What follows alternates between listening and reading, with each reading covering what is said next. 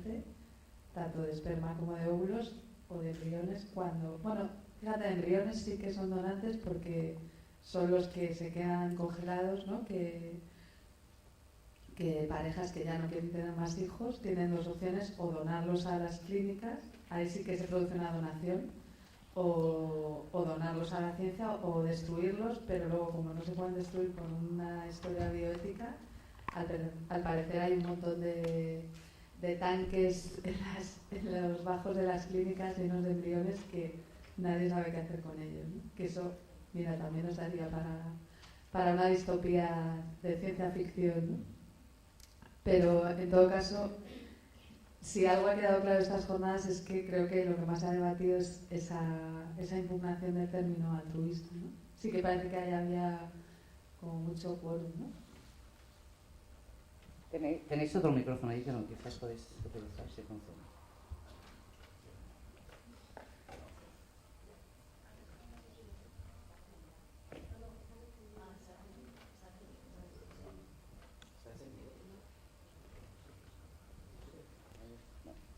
Llega el cable, si no os dejo eso. Sí. Yo creo que esto del altruismo es la causa de muchos de los errores de planteamiento. Por lo siguiente, porque sería, antes Inmaculada había dicho, solamente se pide el altruismo a las mujeres. No, no solamente a las mujeres, sino que parece que solamente exigimos el altruismo en todo aquello que tiene que ver con la reproducción asistida.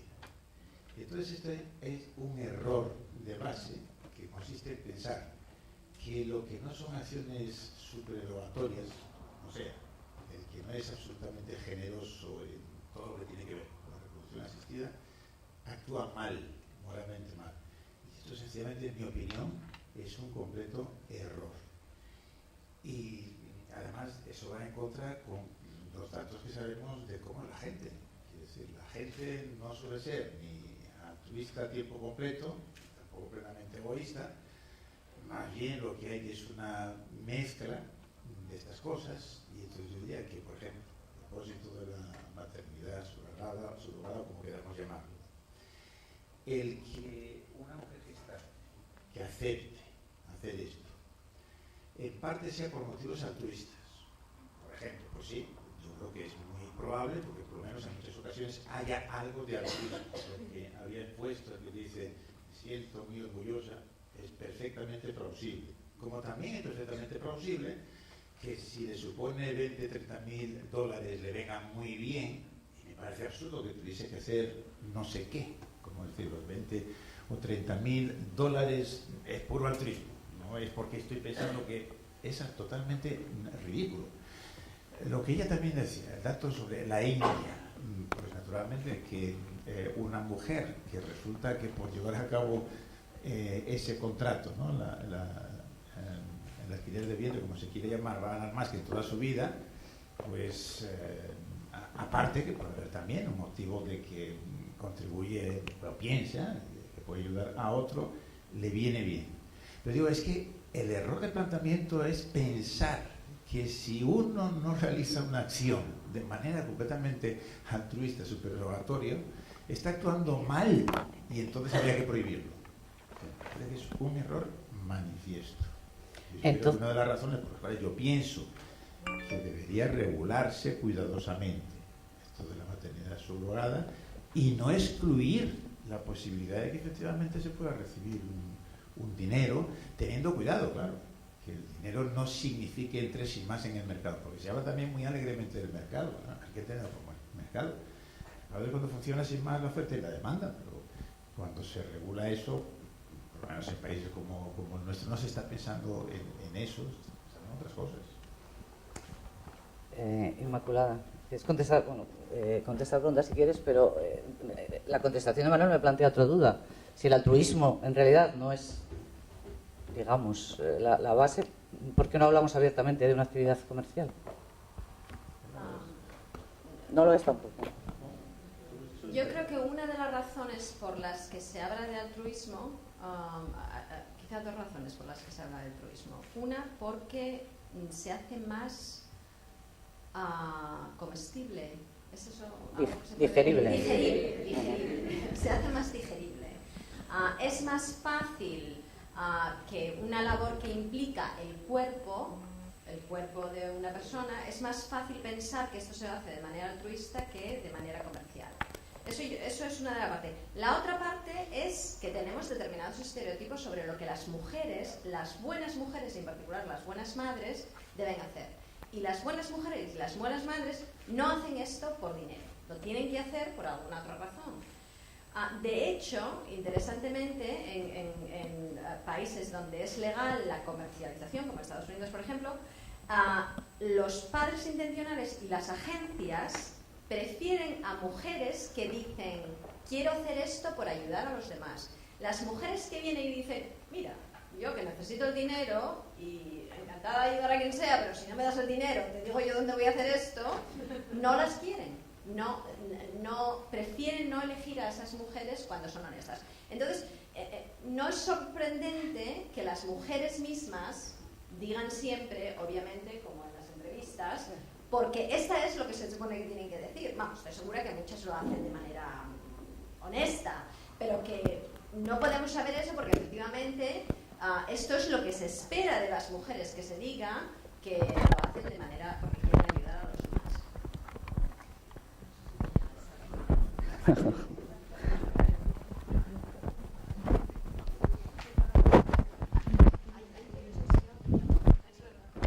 Bueno, Te llega, si no te dejo, te llega Natalia. Sí.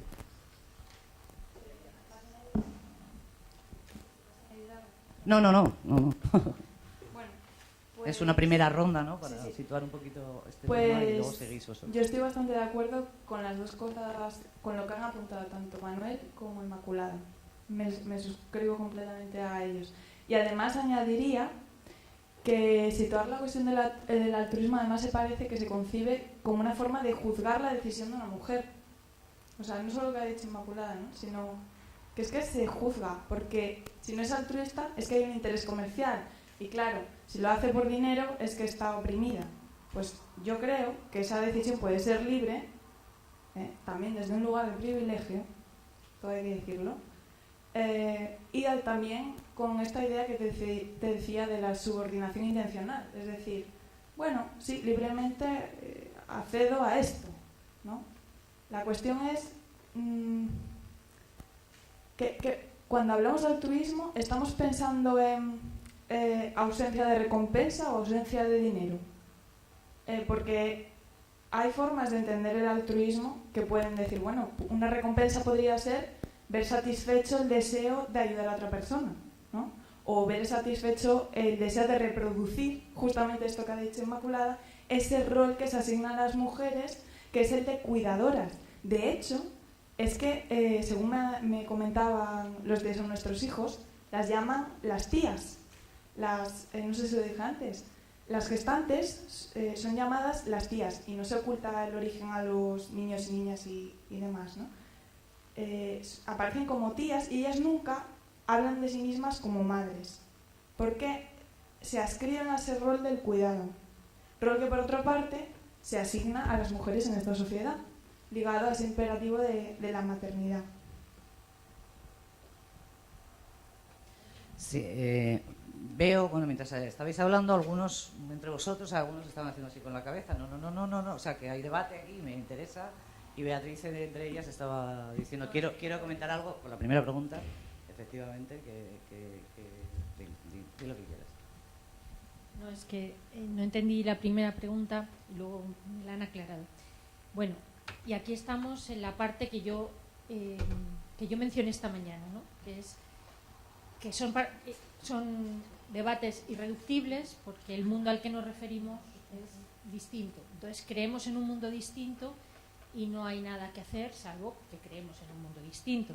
Dice Manuel, solo pedimos el altruismo en cuestiones que tienen que ver con la regulación, con la reproducción asistida. No, algunas personas pedimos no altruismo, sino que nos negamos a... Bueno, sí, pedimos altruismo en todo lo que tiene que ver con poner límites, con poner un límite claro al capitalismo, que es el cuerpo. O sea, no a la reproducción asistida. No queremos que se comercialice el tráfico de órganos o la donación de órganos, no queremos que se comercialice la donación de sangre, no queremos, estamos luchando hace tiempo porque se revierta la ley de reproducción asistida que permite la compraventa de óvulos y realmente sea una donación, y de hecho en Estados Unidos, otro día una periodista francesa me preguntó que no entiende por qué en España eso no es un debate, cuando en otros países sí lo es, y no lo es porque aquí entró llamándose donación cuando en realidad ocultaba compraventa. Entonces no se debatió, creímos que era donación, nos engañaron y es compraventa. Y me decía la feminista francesa, no entendemos por qué no se debate. Entonces, realmente es una concepción distinta del mundo. Nosotros pensamos que el mercado no es neutral, que el que el mercado no es un buen regulador social de nada, lo pienso, pero cuando llegamos a ese límite que es el cuerpo humano, pues aún es un mercado, es un regulador más peligroso, porque pone a ricos y pobres en lugares distintos y no intercambiables. Es decir, las ricas no van a gestar, a no ser que sea para una hermana, las ricas no van a gestar y muchas pobres se van a ver obligadas a gestar, porque cuando se abre un mercado, y lo dije esta mañana y sé que cuesta entenderlo, pero cuando se abre un mercado desaparece, sobre todo un mercado donde hay mucha vulnerabilidad, como el caso de las mujeres indias, por ejemplo, pues muy probablemente las autoridades indias terminen acabando con las posibilidades de desarrollo de las mujeres indias, porque ¿para qué van a invertir el Estado indio en planes de igualdad? ¿Para qué va a esforzarse el Estado camboyano en que sus mujeres sean médicas y conductoras de autobús si puede dedicarlas a ser reproductoras y el IBI del país sube? Entonces, digamos que, de alguna manera, cuando los mercados se abren, los mercados ponen a los ricos y a los pobres en lugares distintos en un mundo global e interconectado. Entonces, bien, eso es lo que yo quería decir cuando decía que son universos distintos. Yo realmente, quien piense que el mercado regula adecuadamente una sociedad, estará a favor.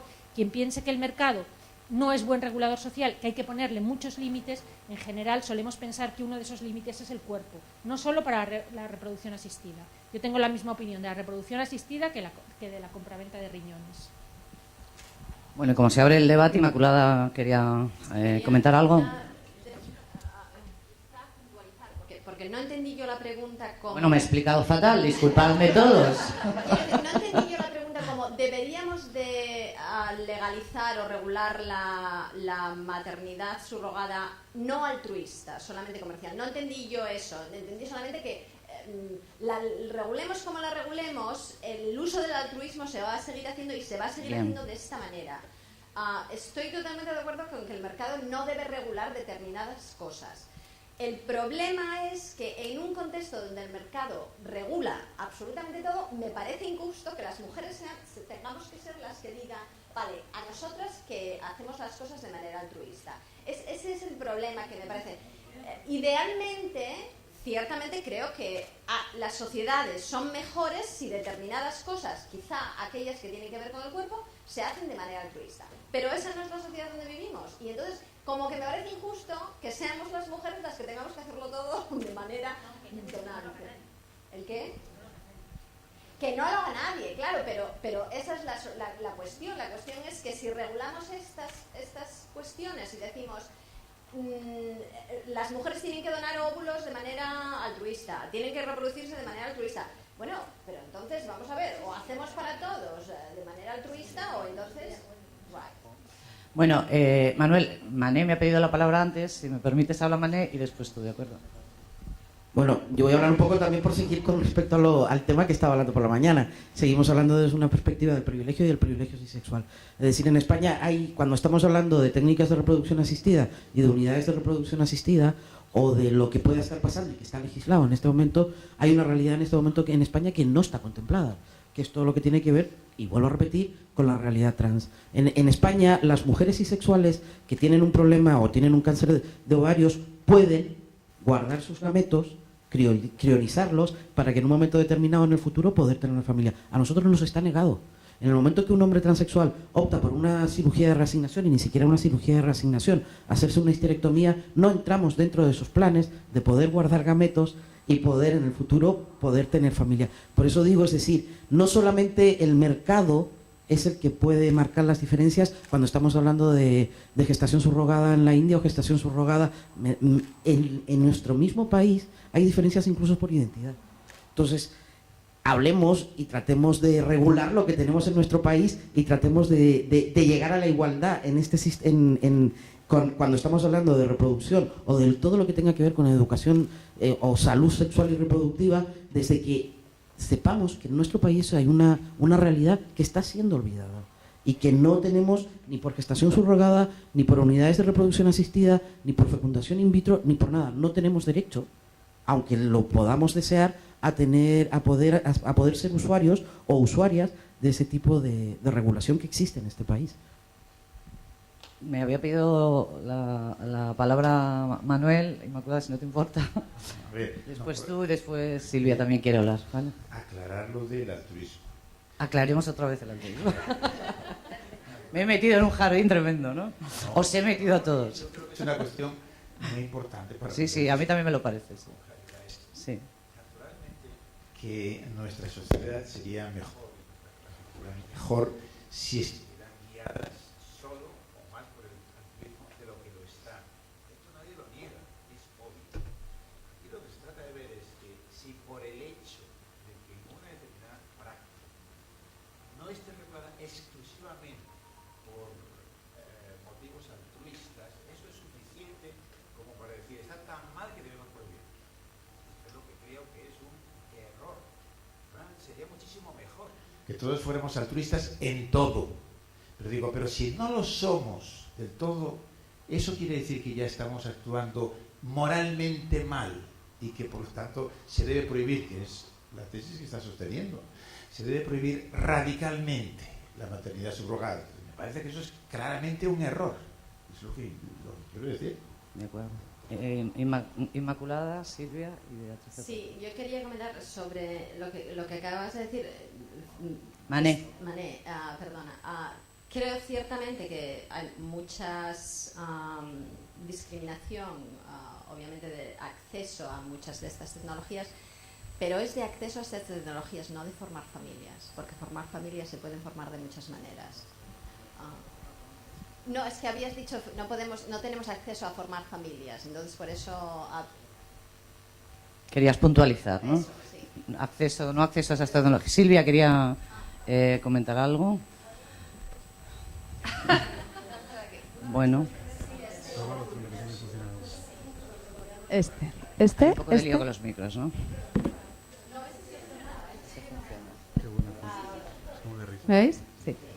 No, solamente puntualizar, no, añadir a lo que ha dicho Mané, que igual que las desigualdades por identidad, que me parece muy bien traído, por clase se van a dar también. Pues estamos en un contexto de crisis radical, donde se ha polarizado la desigualdad en nuestro país.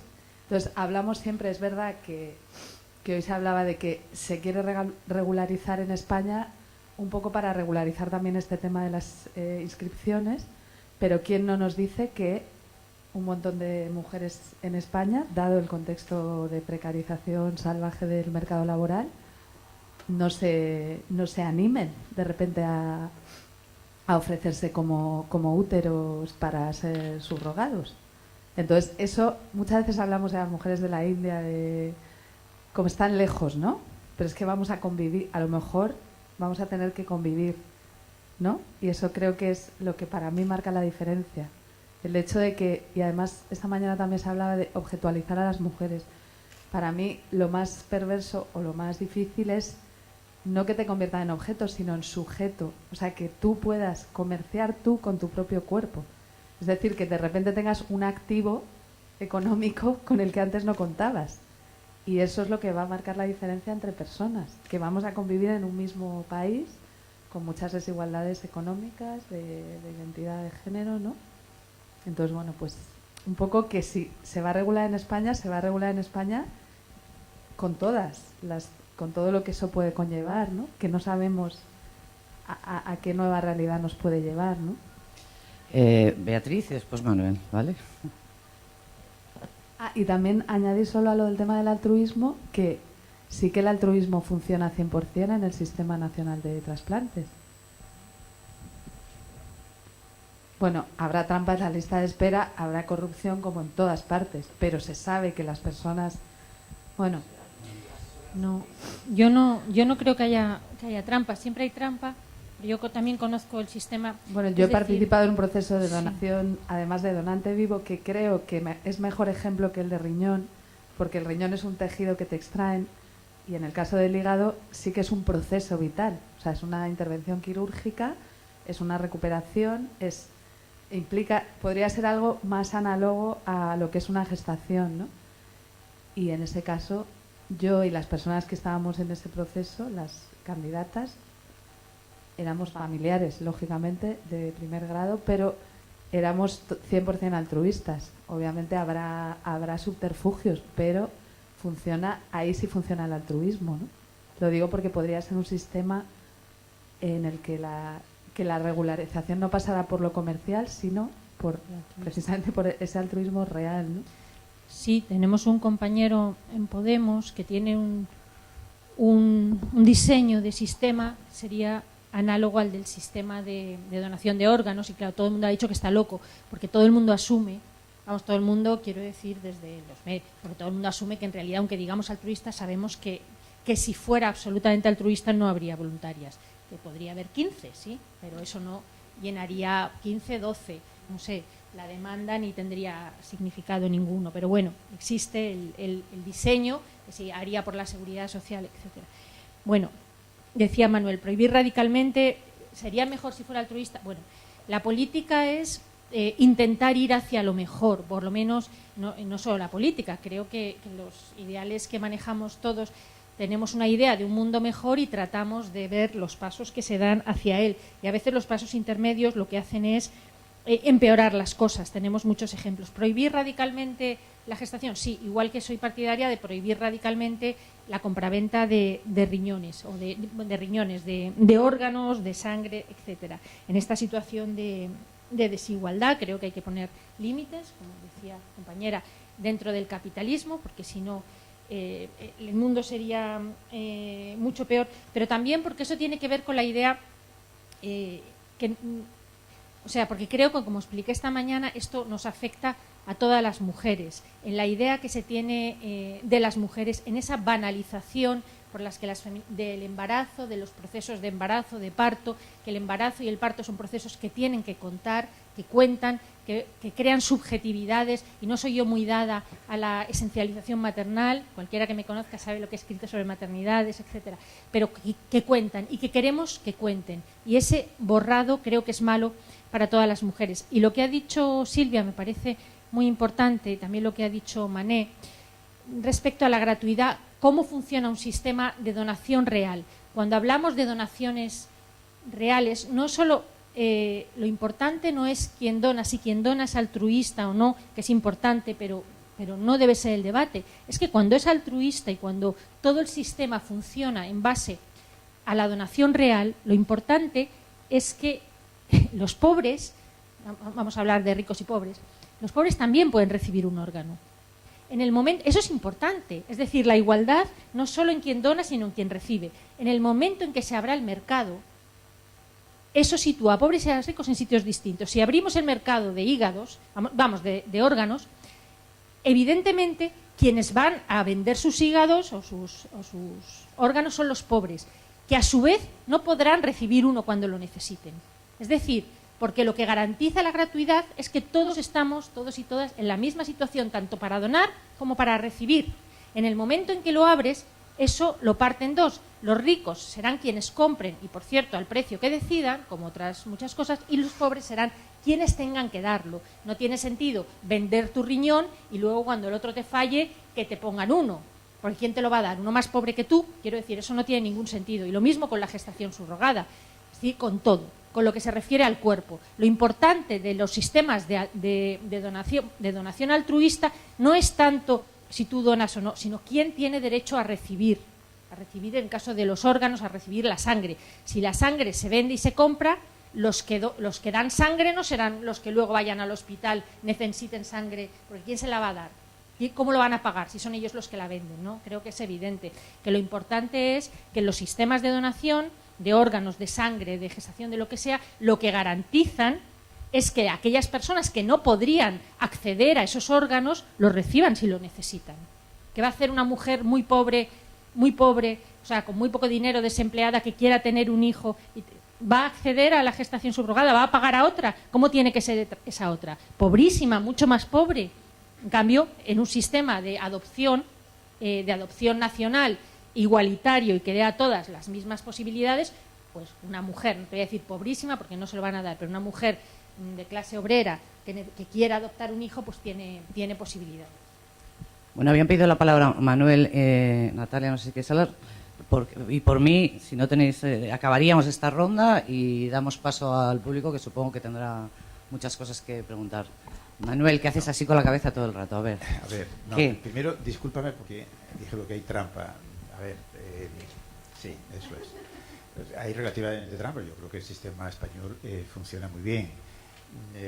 La relativa trampa es porque los que donan los órganos, o los parientes, los familiares, etcétera, en realidad sí que se recibe algo, aunque no se dice, y es que por eso se les pagan los gastos de entierro, etcétera. Bueno, eso es lo de menos, digamos. El asunto, yo creo que el sistema... No, delante vivo no, porque no está muerto, los que se mueren. No, ya digo en estos casos. Ya, podría ser, pero quiero decir que el hecho de que se reciba por un trabajo, por una actividad, un dinero, no quiere decir que se haya convertido sin más en algo del mercado. Eso creo que es un error. Yo recibo un dinero por ser profesor y sin embargo, diríamos, mi puesto no es una cosa que esté en el mercado en España. No se trata de a ver quién me da más, quién me da menos o algo así. Entonces, esta es la cuestión que me parece que no se tiene en cuenta al hablar de estas cosas. Por ejemplo, a propósito de la donación, que también nada tiene que ver con los órganos, porque son situaciones absolutamente extremas, vitales, donde uno necesita un órgano para seguir viviendo. Mientras que en el caso, naturalmente, de la maternidad subrogada es otro asunto, es algo distinto. Pero incluso en esos casos, si imaginemos, si los familiares de una persona muerta, de la que se van a aprovechar los órganos para trasplantarlos a otras personas, si recibiese una determinada cantidad que estuviese establecida por el Estado, por la Seguridad Social, etcétera, etcétera, ¿qué pasaría? En mi opinión no pasaría nada.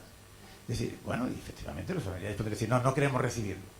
Pero si el muerto en accidente, supongamos, un chico joven, una familia en un estado, diríamos, económicamente muy malo, etcétera, el Estado le da una determinada cantidad prefijada, en mi opinión, no hay ninguna inmoralidad de ningún tipo, y cuando uno habla con los que organizan lo del sistema de donaciones, lo que dicen, en el fondo, es que es mejor tal y como está, la idea esta de la gratuidad, por razones pragmáticas, porque dicen, es que si se ofreciese dinero, si la gente pensara que se paga, etcétera, etcétera, habría menos.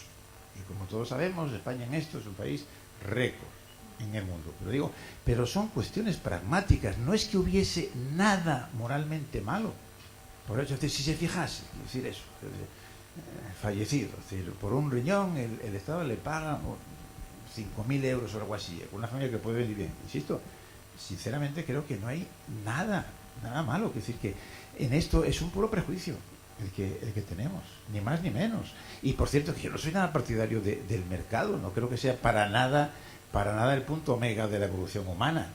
Pero claro, lo que pasa es que vivimos en una sociedad de mercado. Entonces, claro, si aceptamos que el resto de nuestras prácticas, ahí sí que lo que funciona es el mercado, creo que es un poco absurdo decir que respecto de esto la prohibición tiene que ser absoluta. No ya de poner límites, pues no se trata del mercado y a ver quién da más por el hijo o por el riñón, etcétera, etcétera. No, de otra cosa. Hay muchas cosas intermedias entre el blanco y el negro, hay una enorme variedad de grises. Bueno. A ver, manos por ahí. Una por lo menos, dos, vamos para allá.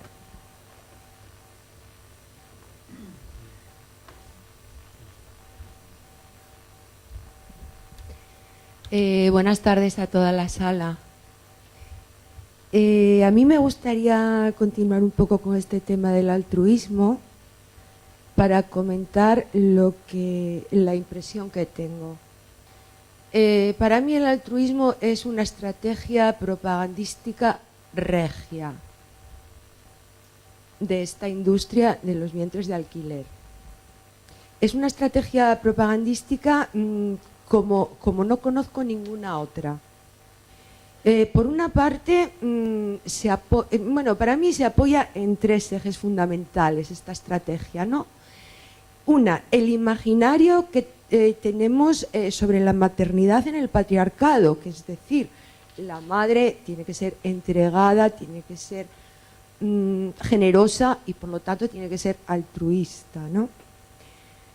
2, la mujer, es decir, la mujer altruista abarata el coste del procedimiento y lo abarata por el lado más débil de la cadena, precisamente, porque es a ella a la que se le exige ser altruista, no al resto de agentes que intervienen en el proceso. Por lo tanto, es una jugada magistral. Y luego me falta la tercera parte. El altruismo tranquiliza conciencias. La conciencia de quien adquiere y la conciencia de quien vende, porque no voy a decir que da, de quien vende. ¿De acuerdo?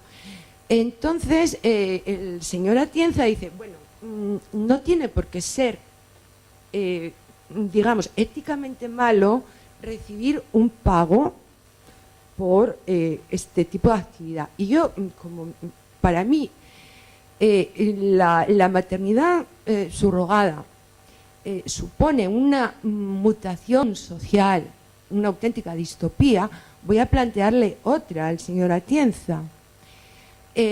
Imaginemos un mundo en el que fueran las mujeres las que se organizaran, como los países productores de petróleo, por ejemplo, como la OPEP, para fijar la extracción, la producción, el precio y la distribución de bebés. Y que fuéramos nosotras quienes nos organizáramos como un lobby para forzar a los gobiernos a legislar en este sentido. Entonces ahí aparecerían realmente las contradicciones y nos empezarían a decir qué malas madres, qué malas mujeres. Madre no hay más que una. ¿Cómo se os ocurre que vais a poder gestar y parir para otras personas? ¿Vale? Vamos a imaginarnos este otro escenario, porque el del altruismo a mí tampoco me encaja y desde luego insisto en que es una estrategia propagandística de una industria. Gracias a todos.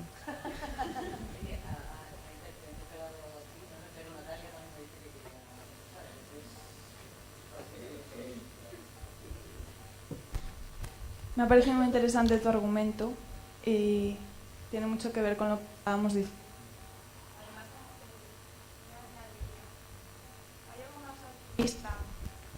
Que la crianza que criar a las crianzas, o sea, las madres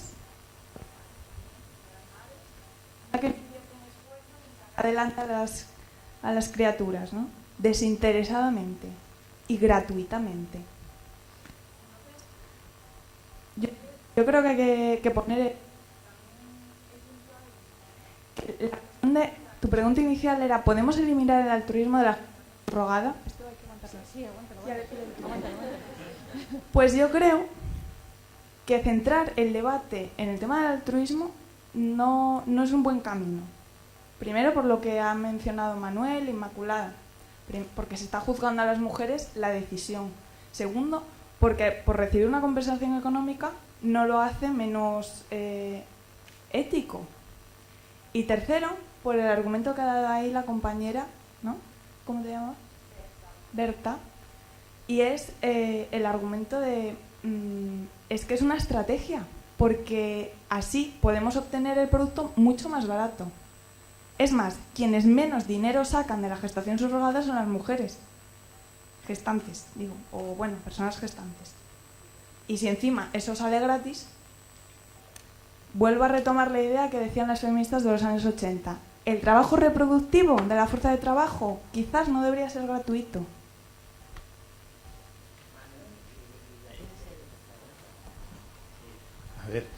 no sé si hace falta que insista que yo naturalmente soy partidario del altruismo, pero junto a eso soy también partidario del realismo. Y entonces, si se trata de establecer normas morales, jurídicas para la gente que somos como somos, pues tenemos que tener en cuenta esas circunstancias. Creo que hay ámbitos de la vida donde naturalmente todos somos de manera, diríamos, natural, altruistas, y en otras, aunque pues seremos fundamentalmente egoístas, y básicamente cosas intermedias. Bueno, cuando estabas hablando de qué pasaría en esa situación, me recordaba algo ya existente, ¿no? Lo de la obra aquella famosa de Lisístrata, no sé lo que era, de Eurípides, me parece que era, que para evitar una guerra en este caso, ¿no? Las mujeres se niegan a tener relaciones sexuales con sus esposos para que estos dejen de guerrear. Bueno, a mí esto me parece bien porque, digamos, la finalidad es una buena finalidad. Si lo hicieran, o sea, si alguien se aprovecha, como cuando se han aprovechado los varones de una situación de preeminencia, que puede ser física, etcétera, etcétera, para obligar a otra parte de la población a un trato que sería, diríamos, inequitativo, pues me parecería mal, claro. Pero, en fin, casi todo está inventado. Los clásicos ya lo han pensado todo, ¿no? Bueno, creo que Beatriz también te quería contestar, Berta. Bien.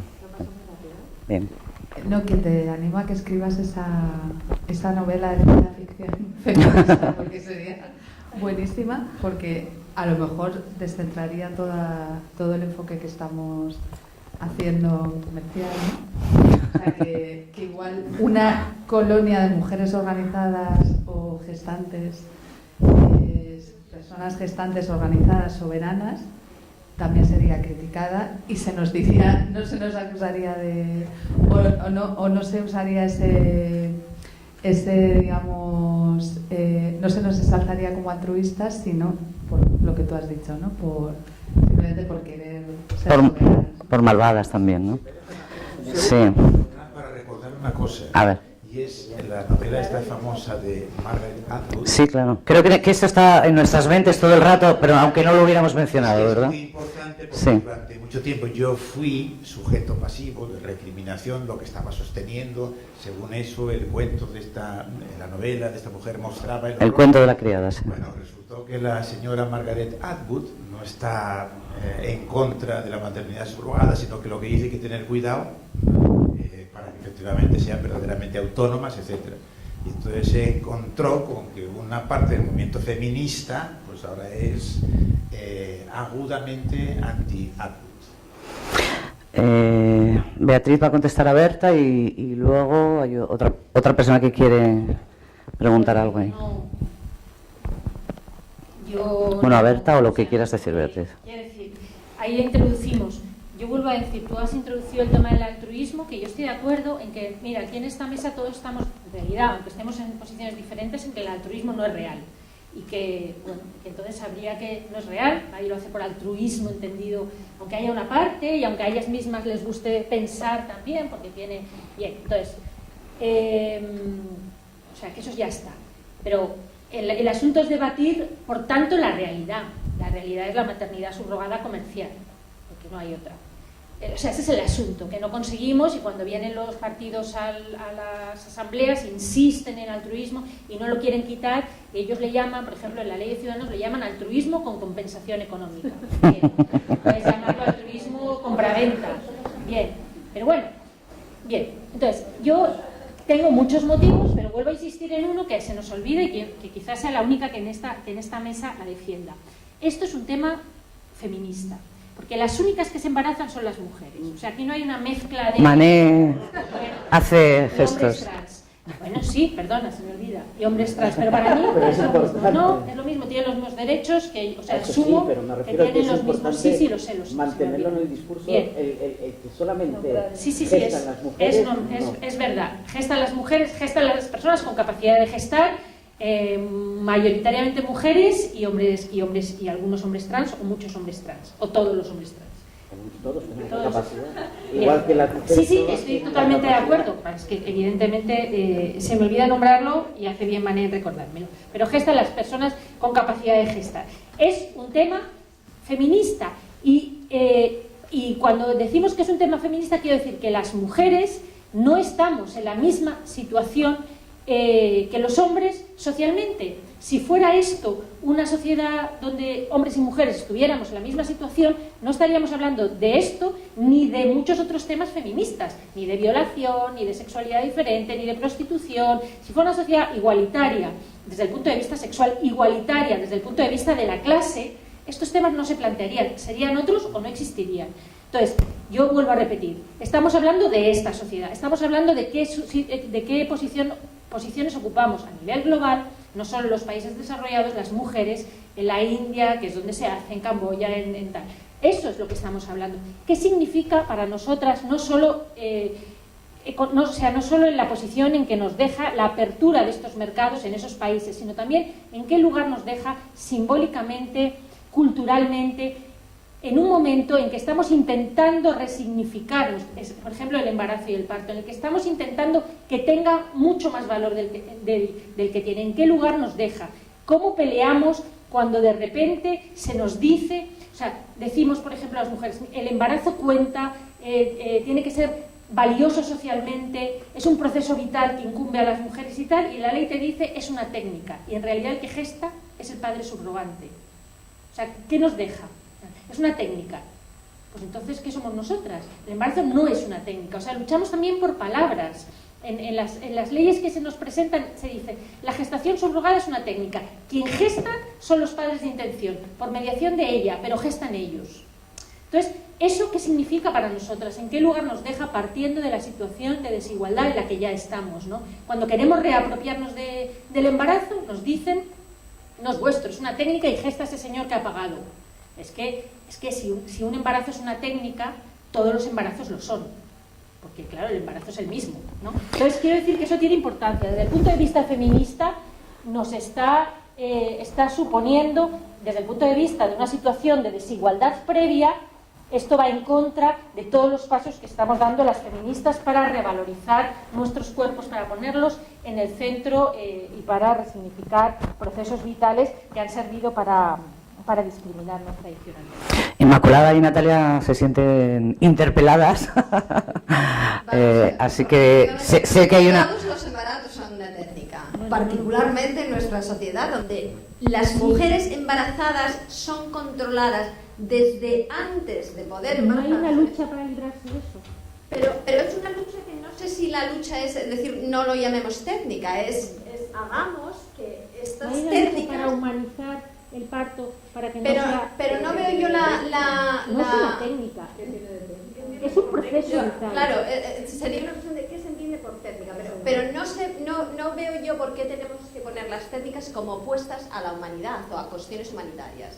No, porque ahí se entiende la técnica como un artefacto, pero eso no es lo que la tecnología es. Y entender las técnicas como artefactos es terriblemente problemático, por muchas otras razones que no queremos entrar aquí en ellas, y peligroso particularmente para las mujeres. Entonces, vamos, no creo que vaya nada en llamar a estas cosas técnicas. Entonces todos los embarazos son técnicas. Exactamente, sí. Natalia. Y yo voy a añadir algo, porque yo creo que no se ha entendido nada. A ver. Es posible también, ¿eh? No lo descartemos. A ver. Todo lo que nos rodea es tecnología. A ver, ¿qué hay más cultural y humano que la técnica y la tecnología? Es el producto de la sociedad. No es algo ajeno, claro. Tú estás en la idea que dice Quintanilla del alienamiento tecnológico. La tecnología se te presenta como algo desconocido que no comprendes y además manejas ese de artefactual.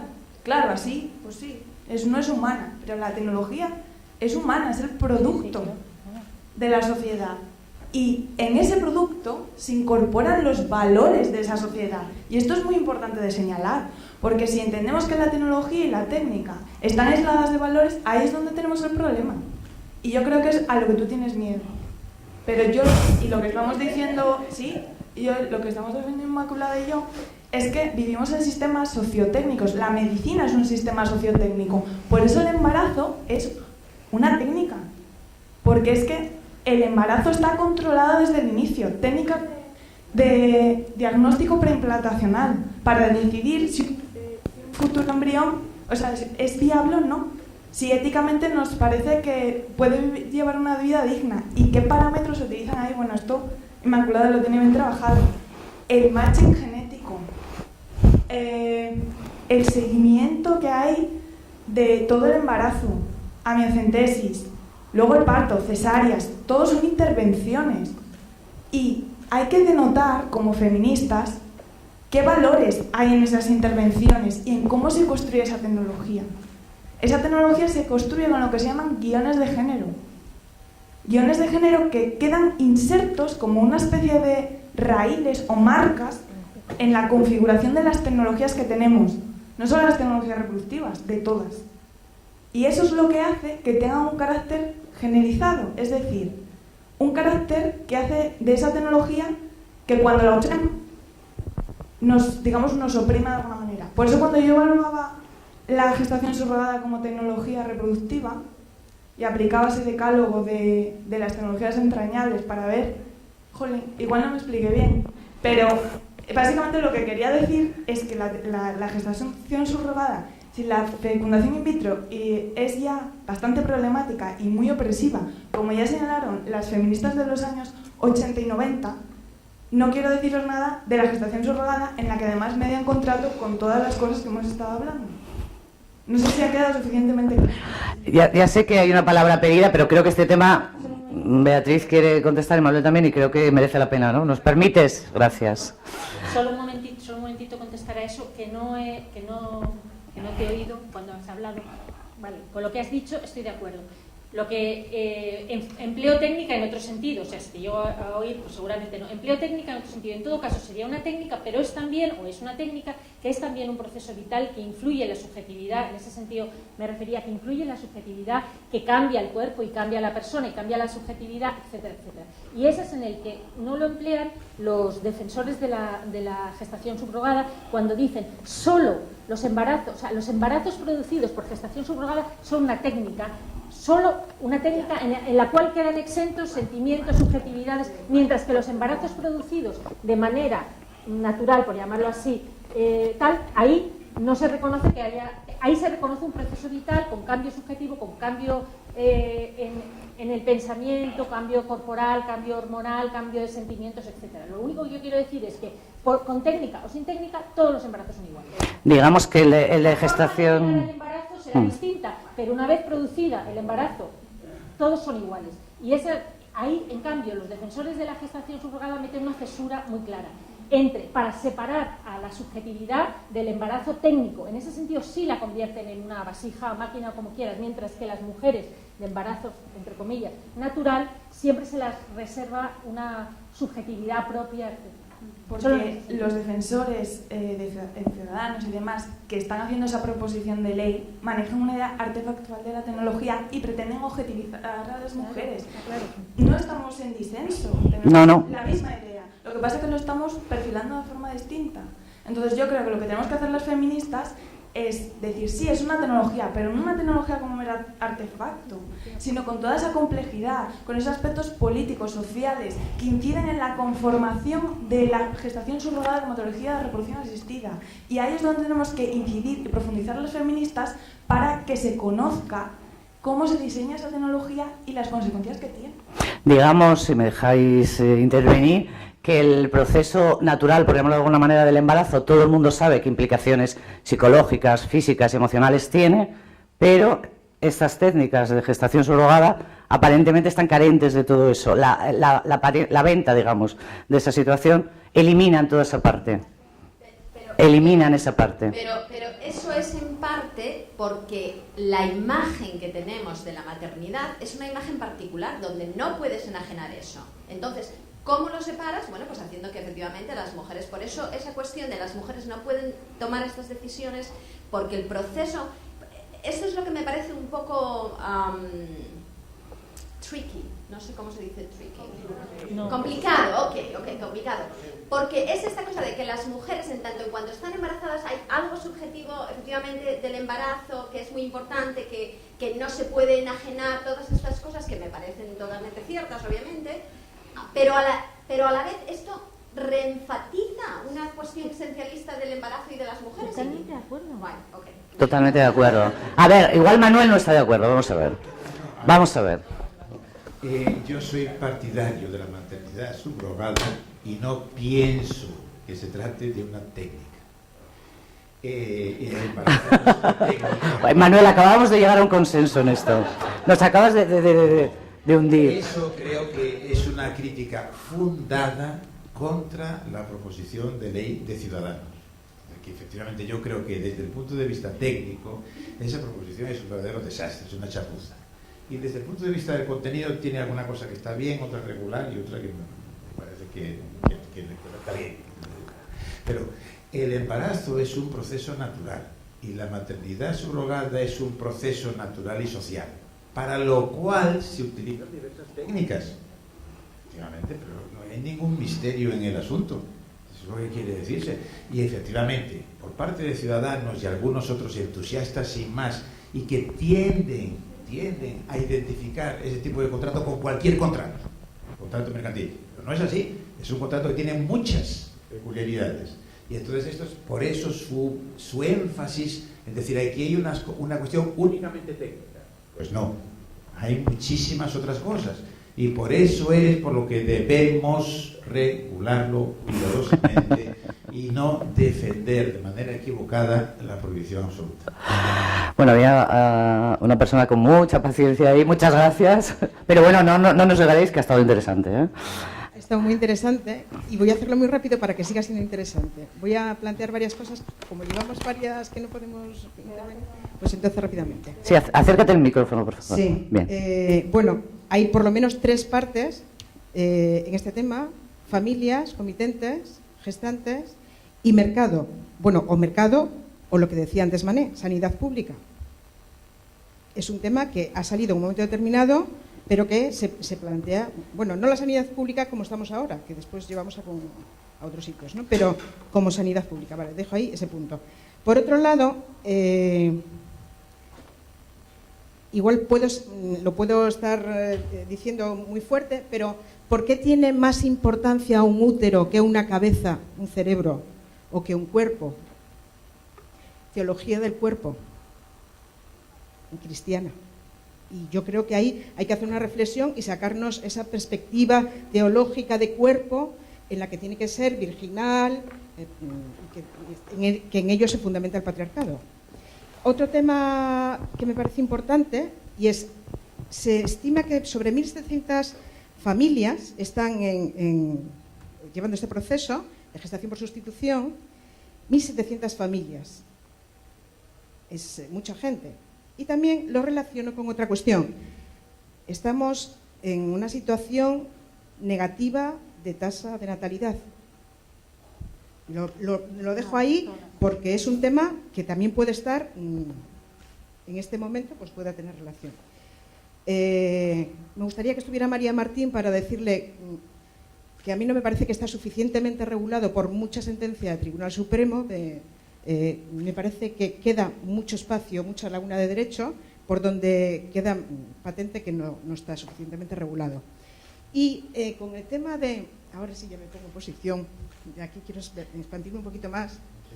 El tema de la imagen de la gestación subrogada con el tema de la adopción. Adopción. Con el tema de la adopción. ¿Así se oye mejor? Vale, pues el perfil de familias que llegan a la adopción no es el perfil de familias que pueden llegar a la gestación subrogada.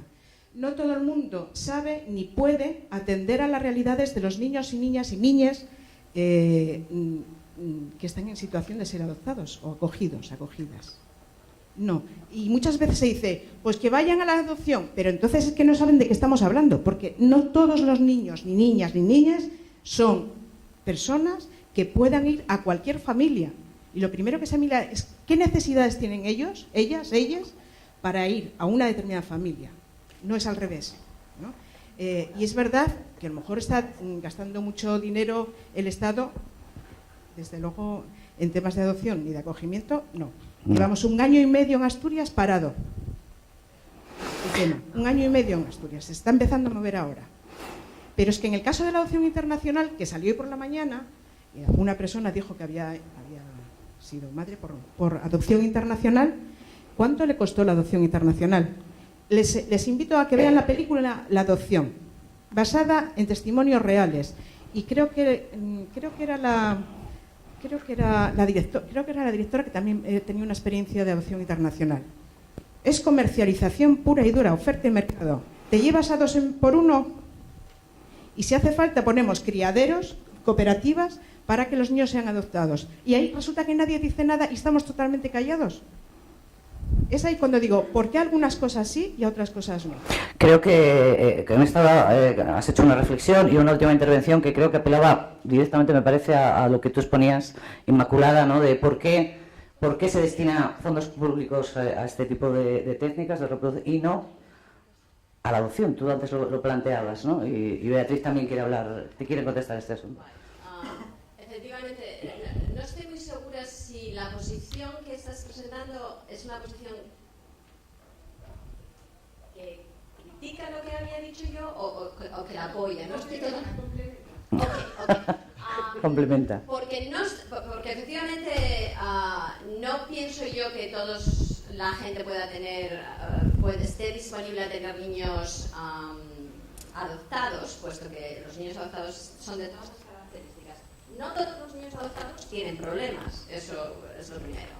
Y cuando pensamos en niños adoptados, pensamos en niños adoptados desde una perspectiva de una sociedad que tiene problemas con niños de adoptar. Entonces, muchas de las imágenes que tenemos sobre lo que significa la adopción, lo que implica la adopción y qué significa ser un niño adoptado, todas estas cosas terribles. Los niños adoptados siempre tienen muchísimos problemas, los padres adoptivos tienen muchísimos problemas. Todo esto viene desde una perspectiva particular, que no estamos aquí hablando de eso, entonces no... Pero vamos, feliz de hablar de esas cosas. Me parece terrible que tengamos una sociedad como la española que hace público la fertilización in vitro, pero si quieres tener un niño adoptivo tienes que pagar un montón de dinero para poder tenerlo. Vamos, me parece demencial que podamos decir que alguien tiene derecho a tener un hijo, pero solo si es genético. Pero si te tienes que ir a Rusia o a China o a donde uno se tenga que ir, pues los padres que deciden hacer eso tienen que pagar una millonada para poder viajar, para poder ir los 3 viajes que tienen que hacer y todas las cosas esas que tienen que hacer. Si queremos que la gente tenga hijos, hagamos un sistema donde la gente tiene acceso a tener hijos de muchas maneras, no solamente hijos genéticos. Y una vez que hagamos que el Estado se dedique a ayudar a la gente, a los que tienen hijos ya, que no tienen dinero para mantener a sus hijos, a los que no los tienen por muchísimas razones, y que hay muchísimos niños. En España la natalidad puede ser negativa, pero tenemos sobrepoblación en el mundo. Entonces, no es que necesitemos más niños, en realidad. Hay niños a patadas y la gente, si quiere tener hijos, puede tenerlos de muchas maneras. Y vamos, que ya te digo, que los gobiernos se dediquen a financiar las tecnologías reproductivas, pero no a las adopciones, me parece terrible. Beatriz, creo que querías decir, y Silvia también. Una cosa, esto que complementa lo que está diciendo Inmaculada, que no sé si hemos hablado de esto, es el fetiche del bebé pequeñito. Porque niños y niñas... Hay muchos, efectivamente. El fetiche del recién nacido, ¿no? Sí, queremos un recién nacido que esté a los 4 días y que tengan esta idea de la sangre, ¿no? Entonces, bueno, simplemente como no ha salido esta figura y ahí... creo que entronca con la sociedad consumista. O sea, yo a veces, cuando veo a Sergio Ramos con sus 3 criaturas en el campo, o sea, es como el niño complemento, ya casi siento. O sea, en vez de sacar un bolso, sacan niños, ¿no? O sea, que ya estamos llegando como a un imaginario de lo que significa tener un hijo, un bebé, que sea totalmente distópico a veces también y muy en consonancia con la sociedad de consumo, ¿no? Que encaje con el estilismo, ¿no? Exacto, sí, ya tatuados. Claro. Son imágenes... Beatriz, vas tú después, seguro. Manuel. Yo no estoy tan seguro de que sea así, porque a veces olvidamos lo que somos, de dónde venimos, de la evolución. Entonces, el que la gente tenga, digamos, este instinto de tener hijos genéticamente semejantes, a lo mejor no es una cuestión únicamente cultural. A lo mejor lo es.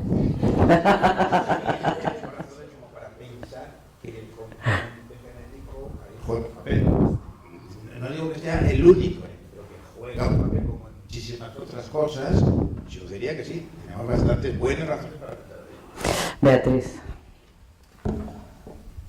Bueno, yo te quería responder antes. Bueno, las concepciones de lo que Manuel o yo entendíamos por técnica desde un lugar profano y lo que vosotras, bueno, eran distintas, estaba de acuerdo con los dos, pero en cuanto a lo que decíais vosotras, bien, todos los embarazos son una técnica, porque eso no se puede enajenar, eso es cultural, claro, o sea, se ha enajenado siempre. O sea, quiero decir, las cifras en las que las mujeres han matado a sus bebés recién nacidos, o sea, han cometido infanticidio, han abortado, por supuesto, o han